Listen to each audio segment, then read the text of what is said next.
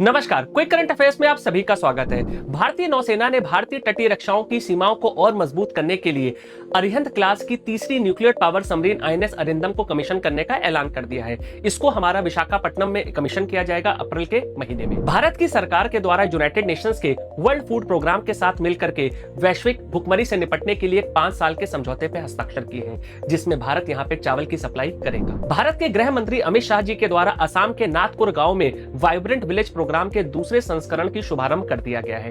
Vibrant village programme के अंतर्गत भारत की सरकार भारत के हमारे पूर्वोत्तर और उत्तर के बॉर्डर के गांवों में इंफ्रास्ट्रक्चर को डेवलप करती है। मिनिस्ट्री ऑफ पावर के द्वारा एक 3 सदस्यों की उच्च स्तर की कमेटी का गठन किया है, जिसके नेतृत्व परमिंदर चोपड़ा जी को दिया है और इस कमेटी को स्थापित करने के पीछे का उद्देश्य है rural electrification corporation and power finance corporation का मर्जर। उत्तर प्रदेश की सरकार ने आईओसीएल के साथ मिलकर के एक एमओयू पे हस्ताक्षर किया है, जिसके अंतर्गत गोरखपुर में एक अंतरराष्ट्रीय स्तर का क्रिकेट स्टेडियम का निर्माण इंडियन ऑयल कॉर्पोरेशन करेगा। अब आइए आज के सेशन से जुड़े हुए कुछ क्वेश्चंस और उनके आंसर्स को देख लेते हैं। हाल ही में भारतीय नौसेना ने किस सबमरीन को लॉन्च करने का ऐलान किया है, जो कि अरिहंत क्लास की हमारी न्यूक्लियर पावर सबमरीन होगी?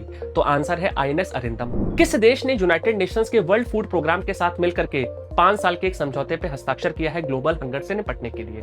तो आंसर है भारत। भारत के गृह मंत्री अमित शाह जी के द्वारा किस राज्य में वाइब्रेंट विलेज प्रोग्राम का दूसरे संस्करण का शुभारंभ किया? तो आंसर है असम। मिनिस्ट्री ऑफ पावर के द्वारा 3 सदस्यों की जो कमेटी बनाई गई है आरईसी और पीएफसी के मर्जर की, इसकी अध्यक्षता किसको मिली है? तो आंसर है परमिंदर चोपड़ा जी को। और उत्तर प्रदेश के किस जिले के अंदर आईओसीएल के साथ मिलकर के यूपी सरकार एक अंतरराष्ट्रीय स्तर का क्रिकेट स्टेडियम का निर्माण करेगी? तो आंसर है गोरखपुर।